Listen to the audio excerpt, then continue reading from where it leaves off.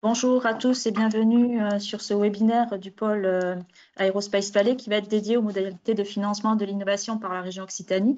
Donc, je suis Marie-Laure Bouzy, donc du service innovation du pôle Aerospace Valley, plus particulièrement sur le volet des financements nationaux et régionaux.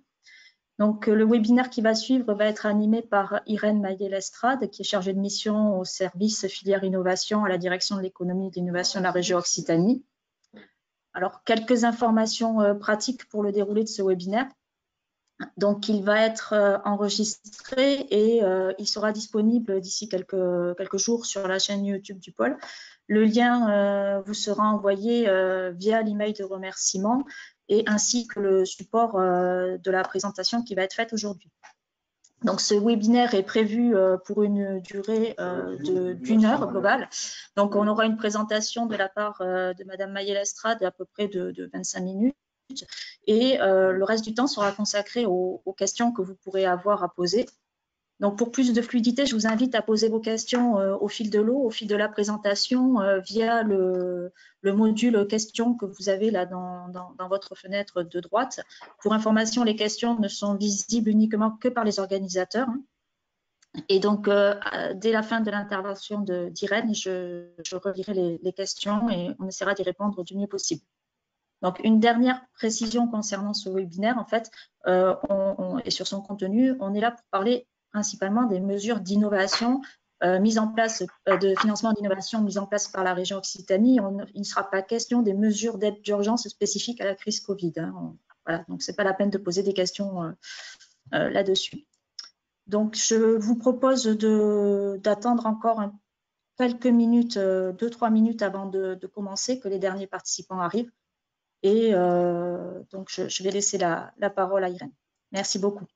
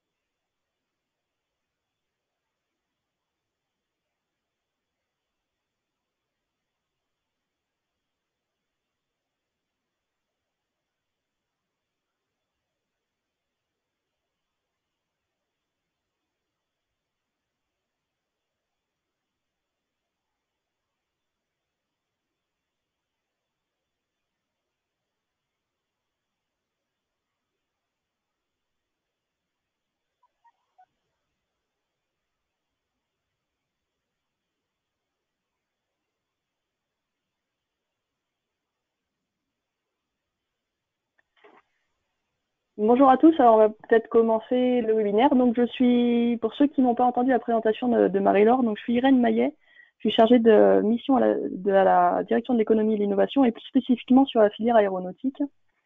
Donc déjà je vais vous présenter le pourquoi les dispositifs d'aide à l'innovation aujourd'hui. Alors pourquoi on aborde ce sujet aujourd'hui?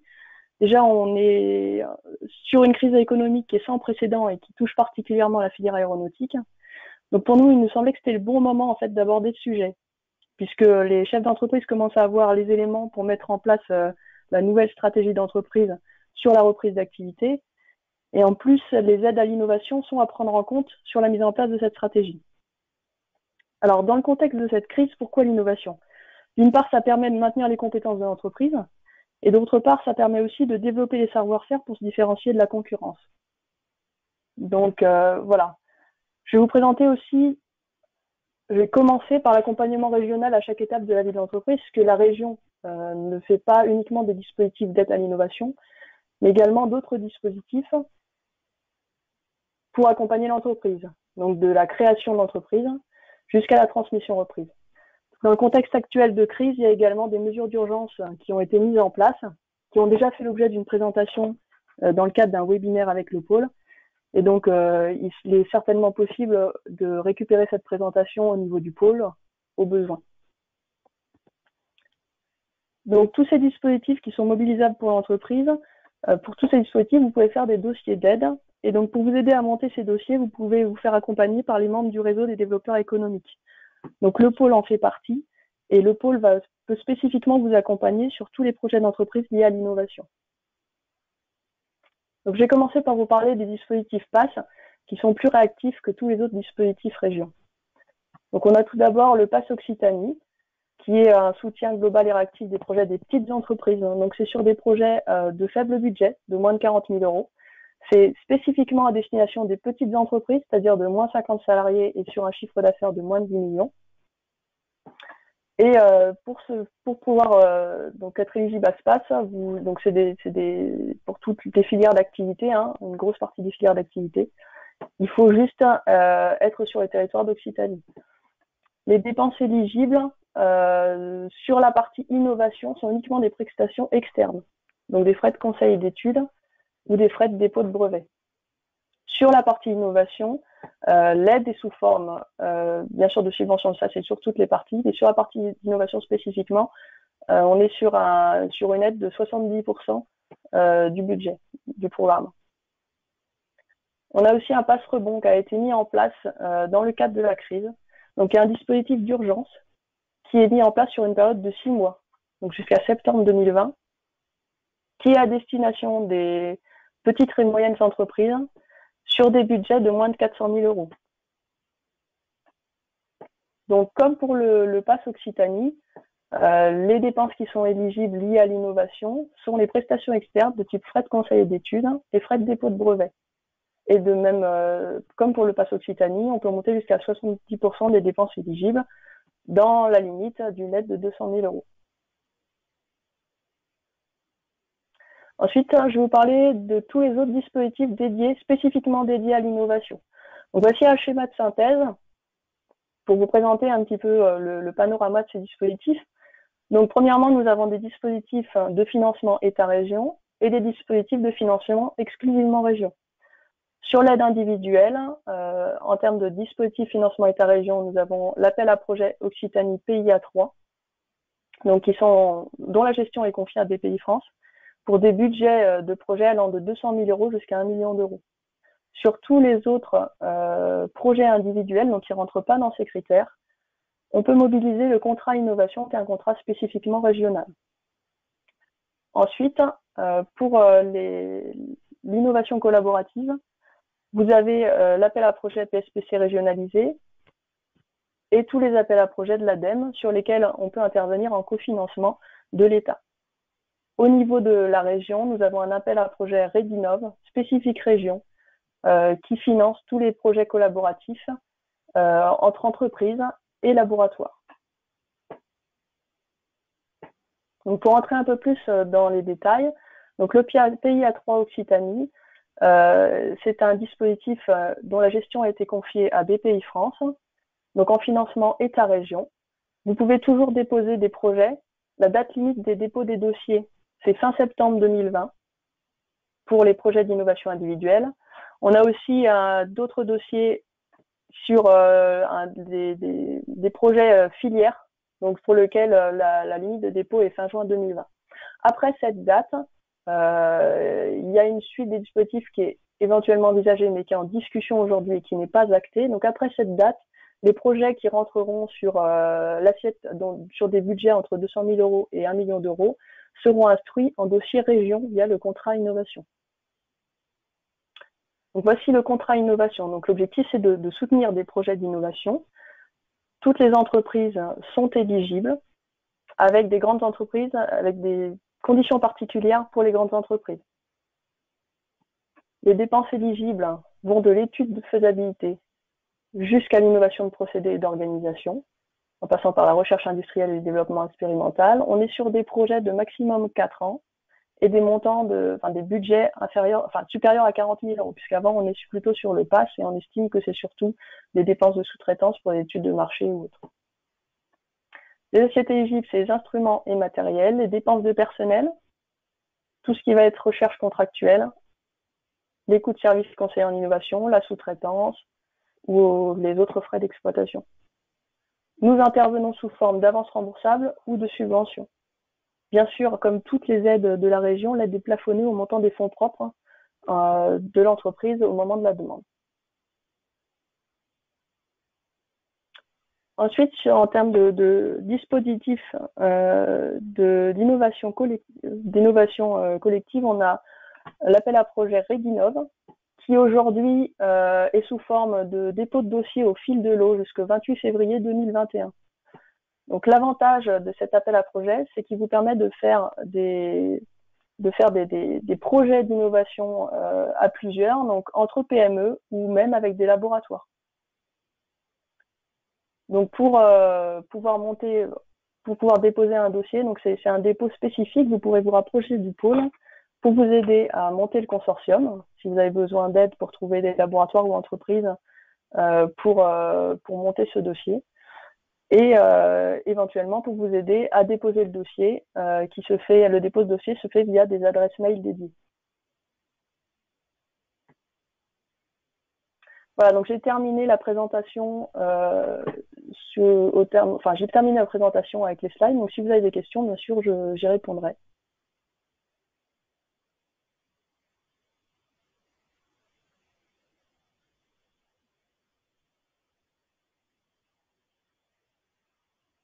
Oui, alors effectivement, des questions qui arrivent concernant plus précisément les types d'aides que tu as abordées, donc savoir si on est sur de la subvention, de l'avance remboursable, et peut-être donner quelques explications sur la façon dont ces aides sont attribuées, en fonction de quels critères on va aller plus sur de la sub ou plus sur de l'avance remboursable.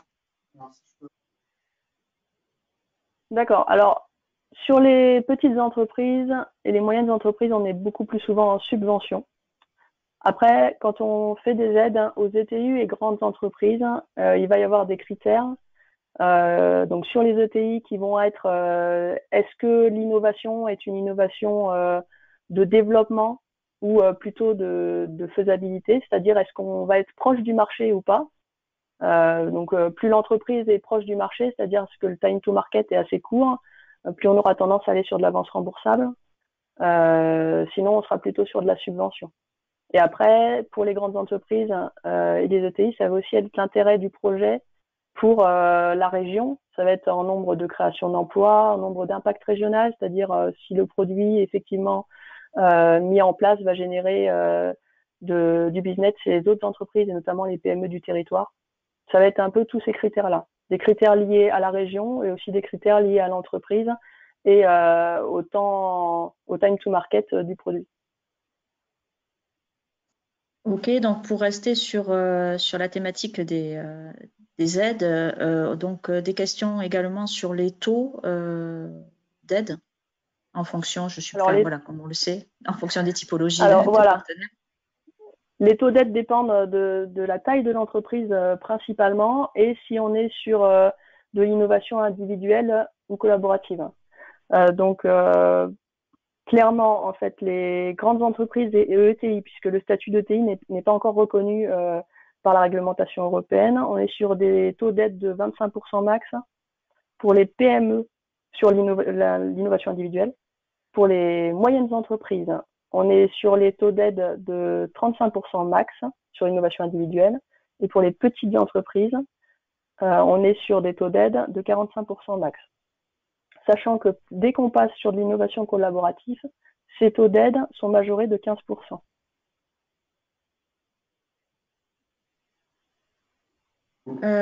Et alors là, j'ai une question plus particulièrement sur le Redinov, à savoir quels sont les montants d'aide et au-delà de ça, quelles sont les assiettes projets finalement visées sur des appels à projets Redinov. En fait, ça dépend du projet. Aujourd'hui, on est sur les mêmes aides que nos contrats innovation, c'est-à-dire qu'on n'a pas forcément de limite. Ça va dépendre du projet et de ce que vont porter les acteurs. On va avoir certains critères par rapport à ce que vont porter les acteurs. Il faut que pour que les acteurs soient en collaboratif, ils portent une certaine partie du projet. Et notamment, il faut que le porteur majoritaire ne porte pas plus de 70% du budget, en fait. Donc, c'est plus des critères au niveau du consortium. Toujours, je vais rester un petit peu sur le Readinov parce que j'ai pas mal de questions qui arrivent là-dessus. Donc, en ce qui concerne le Readinov, quand est-ce qu'est versée l'aide? Est-ce qu'il y a une avance au début du projet? Comment ça Alors normalement, on a une avance de 30% au début du projet. Après, on a un acompte qui est mobilisable jusqu'à 70% de l'aide. Et ensuite, on a le solde. Donc, toujours sur Readinov, est-ce que pouvons-nous faire appel à un centre de R&D national? Le problème, c'est qu'on ne financera pas le centre de R&D s'il n'est pas en région. C'est-à-dire que nous, tous les participants Readinov que nous finançons sont forcément en région. Maintenant, encore une fois, on peut aussi essayer de se rapprocher de la région dans laquelle est l'un ou l'autre des partenaires pour voir comment on est en capacité d'accompagner le consortium. Mais c'est moins évident que si tous les acteurs sont en région.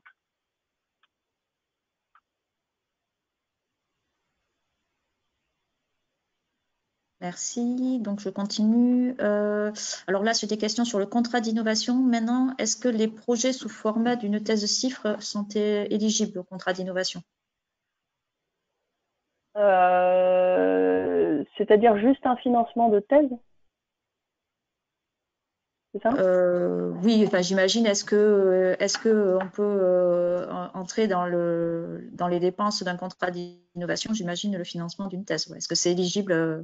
Pas que ça, mais j'imagine que l'idée, c'est de savoir est-ce qu'on peut rentrer ces dépenses-là dans le contrat d'innovation. Là, je ne sais pas répondre à la question, il faudrait que je me renseigne. Bah, par contre, je vais la noter et je donnerai l'information à Marie-Laure. Oui, enfin, alors, On a des financements. il n'y a pas de souci. On relaiera les réponses, bien sûr. Oui, parce que, excusez-moi, j'ai coupé la parole. Effectivement, je crois qu'il y a des financements de bourses de thèse, tu disais? Oui, c'est ça. Il y a des financements via la direction de la recherche sur les tests chiffres. Hein. Donc, par contre, on ne peut pas cumuler les deux. Mais s'il n'y a pas de financement test chiffres, hein, et ça, je ne sais pas. Il faut que je me renseigne. J'avoue que j'ai jamais eu le cas, donc mais je peux m'enseigner. Ensuite, toujours concernant le contrat d'innovation, quels sont les délais entre le dépôt du dossier et l'accord pour démarrage? Alors, il faut savoir que le dépôt du dossier, il acte le T0 d'éligibilité des dépenses. C'est-à-dire qu'au moment où vous déposez le dossier, ça veut dire que les dépenses que vous ferez pourront être éligibles à l'aide, à la subvention de la région. Par contre, entre le moment où vous déposez le dossier et le moment où vous avez l'accord de la région pour lancer votre projet, il va y avoir un temps de traitement, de délai de traitement administratif. Qui est lié au vote en fait, des élus régionaux sur les dossiers. Donc en général, on estime qu'on est plutôt de l'ordre de 4 mois pour, disons, en général, c'est plutôt de l'ordre de 4 mois. Après, on peut aller plus vite, hein, ça va dépendre du moment où vous allez déposer en fonction du calendrier des commissions en fait.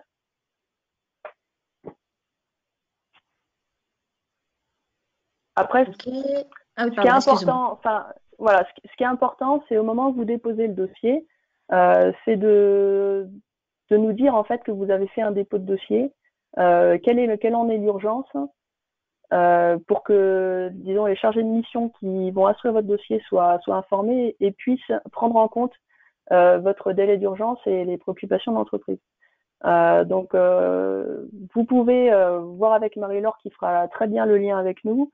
Et après, donc, nous lancerons les communications en direct avec les entreprises qui déposeront les dossiers.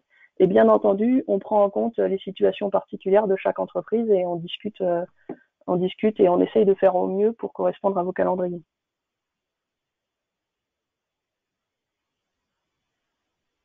Donc là, une question où on change un petit peu de dimension. Est-il possible de cumuler des financements, notamment compléter un financement européen avec un financement régional?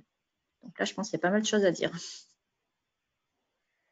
Alors, donc, les financements, les aides régionales sont encadrées par la réglementation des aides qui encadre tous les financements publics sur les projets d'innovation ou tous les projets d'entreprise d'ailleurs. Donc, si on parle de cumul d'aides entre ce que nous pouvons donner sur un projet et ce que va donner, par exemple, une autre instance type l'État, on ne pourra dans tous les cas pas dépasser les taux réglementaires.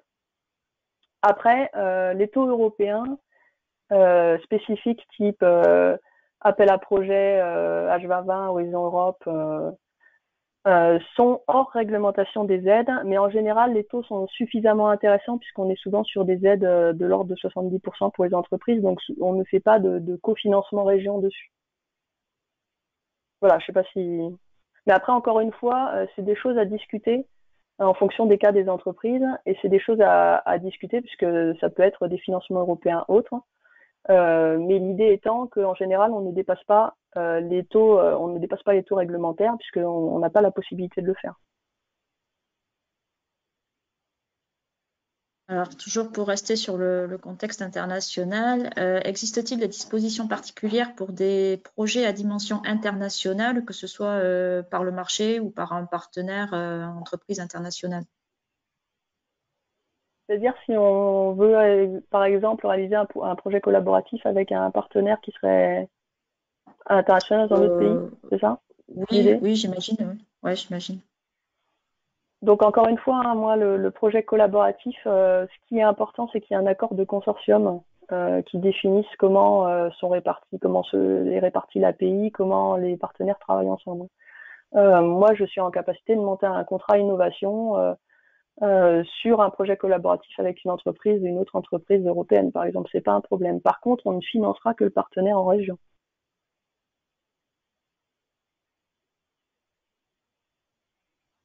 Merci. Alors maintenant, j'ai aussi quelques questions qui se regroupent sur le passe rebond. Donc, déjà, je pense que voilà, certain nombre de personnes seraient intéressées par avoir un peu plus d'informations, peut-être le revoir un petit peu en détail.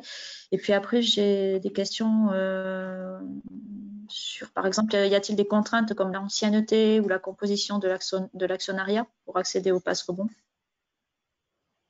Alors, à partir du moment où vous êtes une PME au sens réglementaire, c'est-à-dire avec effectif consolidé, pour ceux qui appartiennent à un groupe, vous êtes éligible au passe rebond.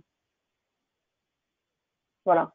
Les secteurs, donc si vous êtes dans le secteur de l'aéronautique, c'est éligible.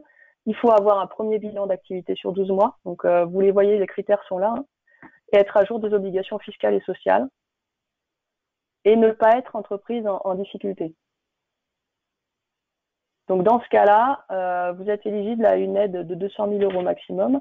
Donc là, on a parlé spécifiquement du volet innovation, mais comme vous le voyez, on est sur des aides à l'innovation, à l'investissement, mais aussi à la transition numérique, transition écologique, énergétique. En fait, c'est un peu le pass Occitanie avec une assiette éligible plus importante et une aide plus importante puisqu'on monte jusqu'à 200 000 € d'aide maximum.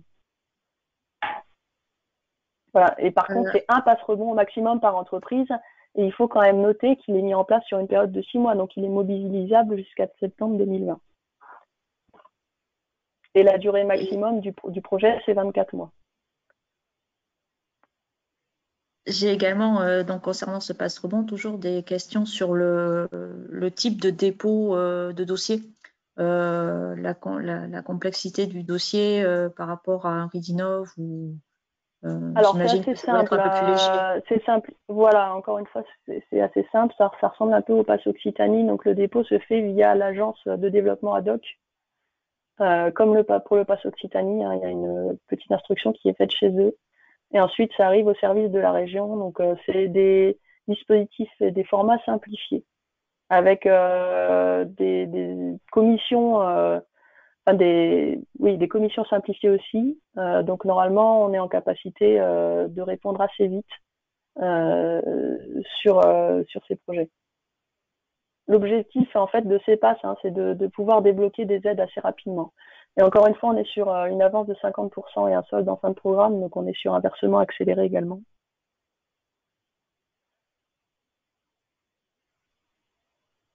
Merci. Donc là, j'ai quelques questions sur donc des aides plus dédiées aux jeunes entreprises ou aux entreprises qui se montent. Notamment, on peut savoir à quoi correspond le dispositif Startup Progrès, par exemple.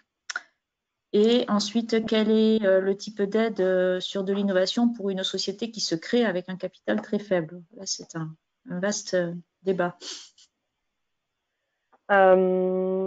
Alors, startup, je vous avoue que je suis. Alors, c'était startup projet, c'est ça? Startup Progrès, oui.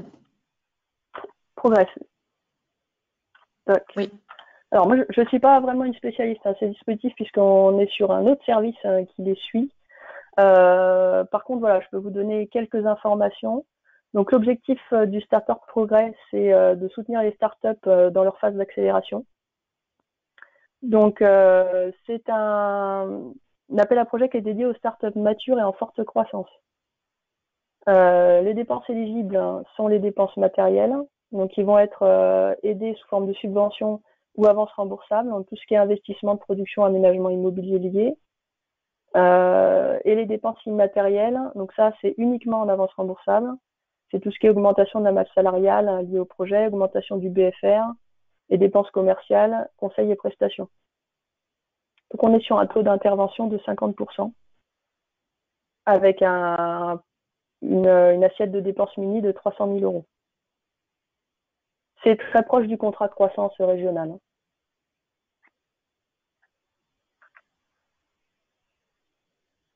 Ok, merci. Voilà, je ne sais pas si c'était clair. Oui, moi je pense que voilà, il y avait quelques informations. Et ensuite, est-ce que tu peux donc effectivement dire deux mots, bien que ce soit pas comme tu disais, hein, ta spécialité, mais peut-être donner des contacts pour les aides qui pourraient exister pour des sociétés qui se créent? Alors, pour les sociétés qui se créent, alors le problème, ça va être les problématiques de fonds propres, hein, souvent. Vous pouvez avoir des prêts d'honneur, donc via Créalia. Donc, vous pouvez vous rapprocher de l'agence ADOC pour ça. Et ensuite, en fait, tous les dispositifs Startup sont sur les créations d'entreprises. Je vous encourage à aller sur le Hub Occitanie de la région qui vous donne les liens en fait vers tous les dispositifs régionaux et les informations. Et ça vous permet aussi d'avoir les liens vers les acteurs du développement économique qui peuvent vous accompagner sur le montage de tous ces dossiers.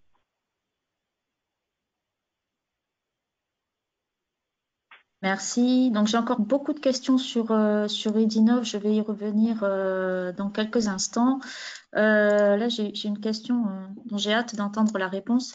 La région peut-elle soutenir des projets de transformation d'entreprise visant à favoriser en continu l'innovation collective en stimulant l'intelligence collective à tous les étages, que ce soit organisation, en termes d'évolution digitale, en termes de formation? Voilà. Donc, est-ce qu'on est en possibilité de financer finalement la transformation des entreprises comme ça?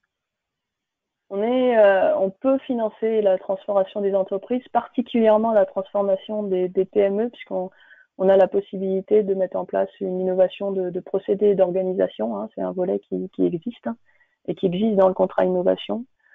Pour les ETI, les grandes entreprises, c'est plus complexe parce qu'il y a des contraintes autres qui sont qu'il faut absolument que ce soit grosso modo un projet collaboratif partagé avec une PME qui porte une partie des dépenses. Donc c'est un peu plus complexe à mettre en œuvre. Après, les taux d'intervention sont un peu moins élevés. De mémoire, c'est de l'ordre de 30%. Il faudrait que je vérifie. Mais c'est une possibilité, ça fait partie des possibilités d'accompagnement. Merci. Après, j'ai des questions sur la filiation des sociétés. Donc, dans le cadre d'un projet porté par une nouvelle société créée par un groupement de PME, les capitaux des sociétés mères sont-ils considérés? Normalement, on regarde les fonds propres de l'entreprise. D'accord. Spécifique, qui fait la demande en fait. Donc ça, oui, ça c'est. Et après, si l'acteur est un établissement de la région mais dépend d'une PME nationale, est-ce que le financement sera quand même possible et considéré? Si l'entreprise qui nous fait la demande est domiciliée en Occitanie, il n'y a pas de problème. Parce que bien entendu, sur un groupe, on estime que tous les établissements ne sont pas forcément en région. C'est pas un problème. Il faut que l'établissement qui nous fait la demande soit en Occitanie.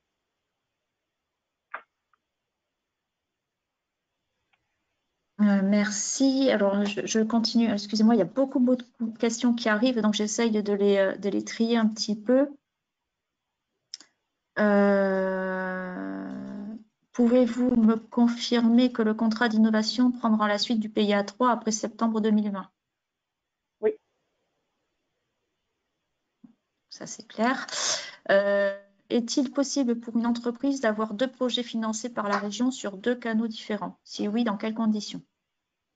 Alors, 2 canaux, c'est-à-dire 2 projets d'innovation, par exemple, ou un projet Oui, croissance, un projet j'imagine. innovation, c'est... Voilà, Alors, on ne j'imagine. peut pas avoir 2 contrats croissance en même temps, puisqu'on estime qu'en général, on met tout sur le même contrat, et puisqu'en fait, c'est des projets de croissance à 3 ans.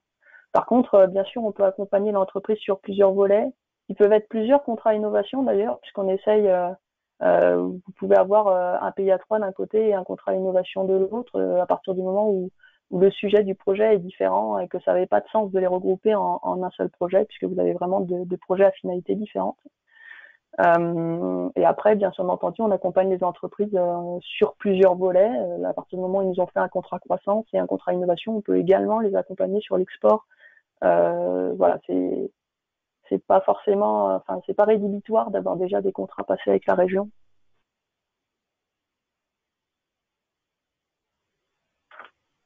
Merci.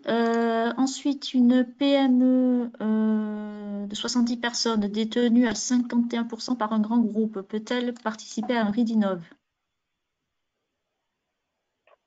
À partir du moment où l'effectif, alors encore une fois, le Redinov, tout le monde peut y participer. Par contre, les aides, alors attendez, hop, les aides qui sont mobilisées sont pas les mêmes en fait, se font sous différentes formes. Pour les grandes entreprises, sous condition, on peut avoir des aides sous forme d'avance remboursable. Et ce qui compte, encore une fois, c'est l'effectif consolidé pour vous classer en catégorie. Donc, si le capital est détenu à 51% par une grande entreprise, il y a de fortes chances que l'entreprise soit classée en grande entreprise.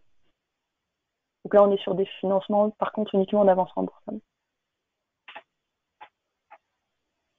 Ok, donc je vais continuer sur le RIDINOV. Alors, une question intéressante. Peut-on se faire aider par ADOC pour le montage du projet RIDINOV? Oui, vous pouvez vous faire aider par ADOC. Maintenant, à partir du moment où vous êtes sur une filière spécifique aéronautique et que vous êtes membre du pôle, ça paraît pertinent de faire appel au pôle pour le montage du dossier Redinov. Après, voilà, il y a ADOC qui sont aussi en capacité de vous accompagner, mais il faut aussi essayer de faire par rapport au projet que vous avez et au marché visé. Y a-t-il une limite nombre de partenaires pour les projets Redinov? Il me semble que oui. Alors, attendez, je reprends. Chiffre Redinov. Pour moi, alors attendez. Toc. Ce qui est important, alors, je pense pas qu'il y ait de limite. Après, il faut pas avoir un consortium de 20 entreprises parce que ça devient compliqué à gérer. Ce qui est important, c'est qu'il faut que les entreprises portent au moins plus de 50% du coût total du projet, qu'un membre du consortium ne porte pas plus de 70%, parce que là, on n'est plus sur des projets collaboratifs. Et alors, les partenaires sont définis partenaires à partir du moment où l'enveloppe des dépenses minimale est de 40 000 euros, puisque sinon, on estime qu'ils sont pris en sous-traitance. Alors après, je ne sais pas quel est le volume du consortium qui était envisagé dans la question, en nombre d'acteurs. Je sais pas, c'était pas précisé, c'était juste une question voilà, sur le nombre de partenaires. Ouais, je pense que, enfin voilà, ça a discuté, mais moi je vois pas de critères rédhibitoires sur la taille du consortium. Merci. Donc, justement, voilà, dans le cadre du Readinov, j'ai pas mal de questions qui arrivent de partenaires académiques également, ils sont nombreux à être présents. Est-ce que les centres de recherche peuvent accompagner les PME sous forme de conseils en innovation? Et dans ce cas-là, est-ce que les PME peuvent être subventionnées? Sur de la sous-traitance, ce serait de la sous-traitance? Oui, si c'est du Parce que dans conseil ce en cas-là, on n'est innovation, pas sur du j'imagine. Redinov, ouais. Voilà, on est sur de la sous-traitance. Donc oui, en fait, ce serait des dépenses de sous-traitance liées à un projet d'innovation. Voilà, donc ça, dans du contrat d'innovation, ça peut passer. De la sous-traitance liée à du Voilà, en conseil. sous-traitance liée à du conseil, oui, oui, tout à fait. Par contre, Ok. voilà, on n'est pas sur du partenariat là. D'accord. Alors, pour le partenariat, je viens à la seconde question. Donc, les laboratoires de recherche publics, CNRS, INRA, Université, sont éligibles à Redinov ou doivent-ils passer par un RTRA, une pépinière ou une structure équivalente? Pour moi, ils sont éligibles hein, au Redinov. Et ils sont en fait ils sont accompagnés via les aides habituelles qu'on peut avoir. C'est un peu le même montage que ce qui se fait sur les FUI ou les PSPC. C'est des accompagnements sur toutes les charges en plus hein, par rapport à tout ce qui n'est pas déjà payé en fait hein, par l'État. Euh, Je sais pas si je pour suis le très claire. Redinov, oui, enfin, oui, c'est des conditions classiques de participation, effectivement, des partenaires Voilà, académiques à ces projets collaboratifs, hein. Donc, effectivement, c'est moi, ça. j'avais en tête également qu'ils pouvaient participer en tant que partenaire à Redinov. Ah oui, oui, oui, tout à fait. Voilà. Donc, toujours pour Idinov, quel est le calendrier? Est-ce qu'il y a une date fixée pour la prochaine commission avant les vacances d'été? Et si oui, à quelle date limite faut-il envoyer le dossier pour qu'il soit jugé lors de cette commission? Très précis comme question. Alors, un choix a été fait depuis février, enfin depuis 2019 en fait, hein, de mettre en place ce dispositif hein, comme les dispositifs contrat innovation, donc au fil de l'eau, sur 2 ans. C'est-à-dire qu'il n'y a pas de commission en tant que telle sur laquelle c'est un montage un peu différent de ce qui se faisait avant, sur laquelle les gens statuent sur les dossiers. C'est-à-dire que lorsque vous déposez votre dossier, au moment où vous le déposez, dans la boîte spécifique, on le prend en compte, on contacte les acteurs pour dire qu'on a bien reçu la demande de projet et on demande des avis d'experts sur le dossier avant de faire notre instruction. Mais du coup, c'est plus rapide puisque c'est pas une commission annuelle spécifique, hein, mais c'est bien au fil de l'eau que ça se fait et on essaye de vous répondre assez rapidement, donc que vous ayez une réponse dans les 4 mois. Ouais, je pense qu'il était aussi question des commissions paritaires liées à la décision du financement Bah, c'est toujours, voilà, ça c'est par toujours le même le principe. Conseil. En Voilà. fait, ça dépend, voilà, ça c'est les commissions qui actent officiellement de l'aide qui sera donnée par la région à l'entreprise. Donc c'est pour ça qu'on vous dit 4 mois, puisque ça dépend à quel moment, 4 mois c'est la moyenne, hein, mais ça dépend à quel moment vous faites la demande par rapport à ce calendrier des commissions. Mais encore une fois, 4 mois c'est tenable. Alors, je reviens tout à l'heure sur la question concernant le nombre de partenaires pour Idinov, puisque là, la personne qui posait la question me parle, je suppose que c'est ça, de 7 ou 8 partenaires dans le cadre d'un Redinov. Alors moi aujourd'hui, je vois pas de critères compte. Par contre, encore une fois, comme c'est une question un peu atypique, je confirmerai auprès de Malie-Laure la réponse Pas de pour que vous souci. Donc, soyez sûr après, d'avoir la bonne réponse. ouais. De toute façon, après, voilà, j'invite les personnes qui ont posé des questions auxquelles on n'a pas complètement répondu ou pas de manière totalement ciblée à me recontacter, soit par mail, soit par téléphone, et puis on échangera de vive voix, ça sera plus facile que par l'intermédiaire du clavier.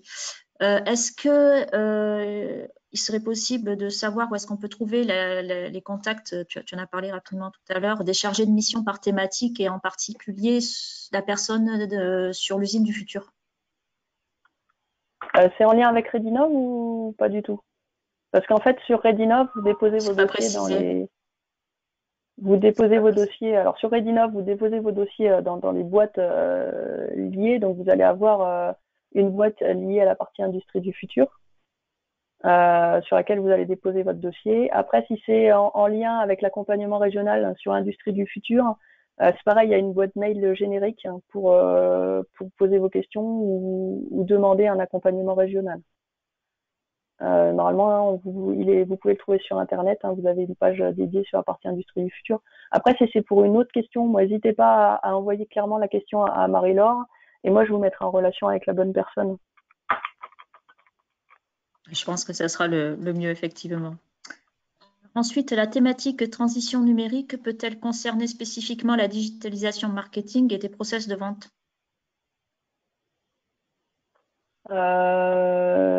J'avoue que là, c'est-à-dire, c'est toute la partie site web ou... Je t'ai donné l'intégralité de la question, donc Bon, oui, pareil, alors j'imagine ça, que c'est une c'est... question. Ouais. Ouais. Honnêtement, c'est pareil. Posez-moi la question via Marie-Laure. Là, je vous répondrai, je me le note. Parce que...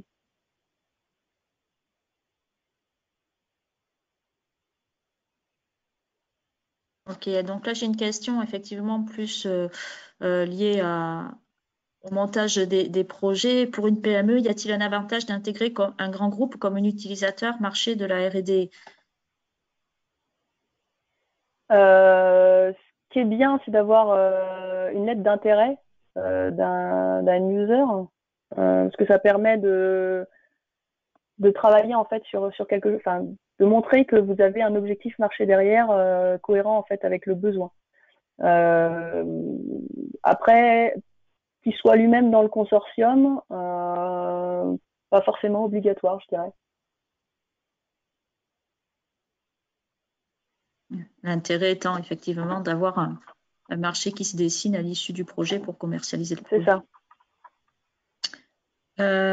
Donc ensuite, alors là j'ai une question qui est, voilà, dans quel cas les capitaux apportés en industrie sont-ils considérés? Je sais, c'est pareil, je pense qu'il faudrait qu'on discute un petit peu plus Oui, un peu plus en détail spécifiquement. de la question spécifiquement. Voilà, donc n'hésitez pas à revenir vers moi. Ensuite, je reviens sur une question qui m'a été posée tout à l'heure. J'essaye d'être plus précis dans la question. Si un client nous donne un budget de 150 kg pour faire de la R&D, mais que j'ai besoin de 200 kg, est-ce que je peux utiliser le contrat d'innovation ou Ridinov pour compléter les 50 kg restants? Oui, ça, oui, oui, c'est oui. Mais il faut que enfin, comment dire, il faut que la part de dépenses de R&D soit propre à l'entreprise en fait. Et c'est-à-dire que le complément doit être porté par votre entreprise. C'est un complément sur un budget que vous dépensez qui n'est pas lié à la commande client. Je sais pas si Oui, enfin, moi, ça me paraît voilà, effectivement clair, mais ça me paraît effectivement, clair. c'est c'est une question d'habitude, on va dire. Encore une fois, si Euh, vous avez des choses ouais. en tête très précises sur un besoin urgent aujourd'hui, hein, et qui est très précis, Ouais. ou même pour dans quelques mois, n'hésitez pas à contacter Marie-Laure et nous, on organisera des points spécifiques dédiés pour répondre à vos questions précises d'entreprise, spécifiques, parce que dans tous les cas, en fait, on a des dispositifs, on a des règles sur lesquelles on ne peut pas déroger, mais après, l'idée, c'est que vous avez un projet d'entreprise avec des projets d'innovation liés. L'objectif, c'est pas de faire rentrer votre projet dans nos cases, c'est de voir comment, avec les dispositifs qu'on a, on peut vous accompagner au mieux. Donc, encore une fois, il faut, et c'est mieux hein, qu'on ait un entretien au moment où vous déposez votre dossier pour bien comprendre la problématique de votre entreprise, bien comprendre vos objectifs et vous orienter au mieux en fait dans le choix des dispositifs. C'est ce que fait Marie-Laure et on fait régulièrement des points avec les entreprises là où c'est nécessaire hein, pour voir au mieux comment adapter notre accompagnement au projet de l'entreprise. Hop, je fais du ping-pong, hein. Je reviens sur les questions précédentes. Je reviens sur le end user où on me demande effectivement est-ce qu'il doit être forcément de la région Occitanie? Ah non, non, non, non, votre marché, il s'arrête pas à la région Occitanie, bien entendu, hein. Non, non, non, quand on est, encore une fois, les limites de notre intervention se font sur les entreprises de l'Occitanie. On vous imposera pas, enfin moi je vous imposerai pas d'avoir un consortium uniquement d'Occitanie pour vous accompagner, hein, puisque on imagine bien que vous travaillez avec l'ensemble de la France, même voire de l'Europe et même certains avec des entreprises du monde entier. Donc l'idée c'est pas ça, encore sur les marchés, votre marché peut être à l'international, votre marché peut être en France ou en région, mais l'idée c'est de voir si vous avez des lettres d'intention ou des lettres d'intérêt de gros qui vous montrent en fait qu'il y a un marché derrière potentiel avec donc des bénéfices à la clé sur l'investissement que vous auriez fait sur l'innovation.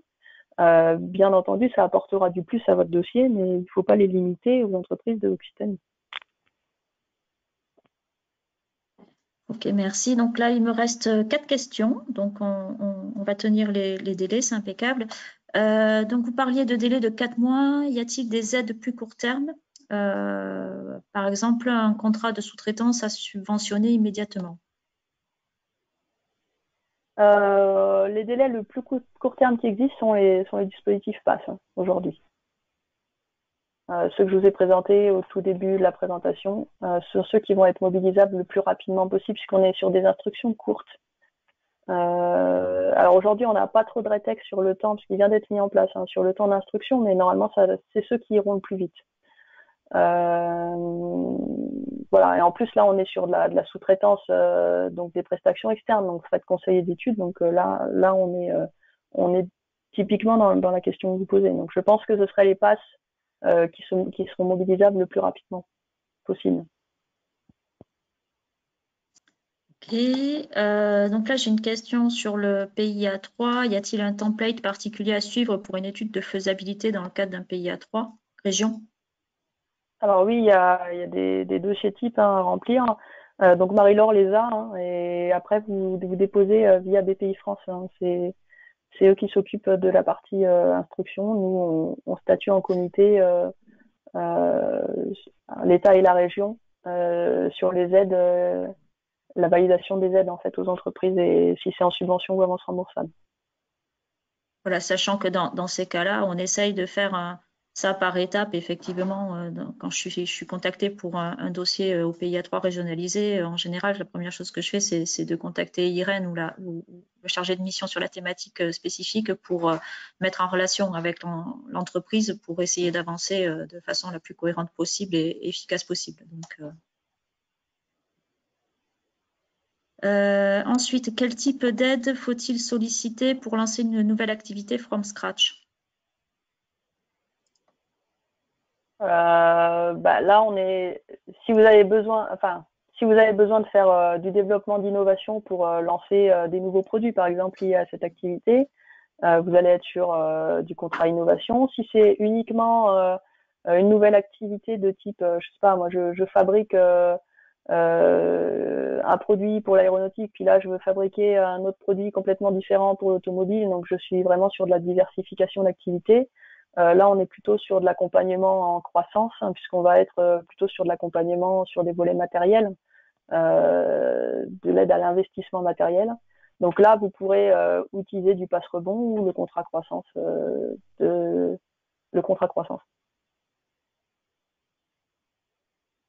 Donc, une avant-dernière question. Oui, c'était clair. Donc, une avant-dernière question à laquelle tu as déjà plus ou moins répondu, mais je pense que c'est bien de le redire, puisque là, la question, c'est est-ce que les aides sont réservées aux entreprises qui ont leur siège en Occitanie ou est-ce accessible aux établissements situés en Occitanie? Non, il faut que le site qui nous sollicite, c'est pas le siège, encore une fois, c'est les établissements. Il faut que l'établissement qui nous sollicite soit celui qui porte les dépenses et il faut que lui soit en Occitanie. Ouais, merci. Je pense que toutes les c'était dépenses important de liées au repréciser, projet, oui. voilà, et toutes les dépenses liées au projet doivent être faites par cet établissement-là. Voilà, au moins c'est dit, c'est redit. Une dernière question, toujours concernant le Redinov. En tant que TI, si le consortium comporte une PME primo-accédante à un projet de R&D, est-ce que le TI sera bien financé en subvention, comme le sous-entend le texte de l'appel à projet? Oui, ça fait partie des critères qui peuvent favoriser l'accompagnement en subvention plutôt qu'en avance remboursable pour les ETI, effectivement. Bien, eh bien, écoute, merci, c'est très clair. Là, j'ai fait le tour de toutes les questions. Je pense avoir répondu à peu près à tout le monde. Si ce n'est pas le cas, je vous prie de m'excuser. Donc, et n'hésitez pas à revenir vers moi directement par mail, par téléphone pour échanger. Irène, merci infiniment pour ton intervention. Bah, de rien, j'espère que ta tout est clair. Alors présentation. après, voilà. Je vous propose, comme on en a un peu discuté pendant ce webinaire, d'envoyer vos questions spécifiques, hein, si vous avez des questions spécifiques à Marie-Laure. Et moi, donc elle me les fournira sous forme d'un tableau, par exemple, et puis moi, je vous répondrai avec tous les éléments, parce que c'est vrai que je suis pas spécialiste de tous les dispositifs, hein, et il y a certaines subtilités ou cas particuliers que j'ai jamais rencontrés et où j'ai pas aujourd'hui la réponse, mais je me renseignerai pour vous l'apporter au plus vite. Donc voilà, n'hésitez pas, si vous avez encore des choses qui sont pas claires, des questions très spécifiques à votre cas, de contacter Marie-Laure pour que je puisse vous apporter la meilleure réponse possible à vos questionnements.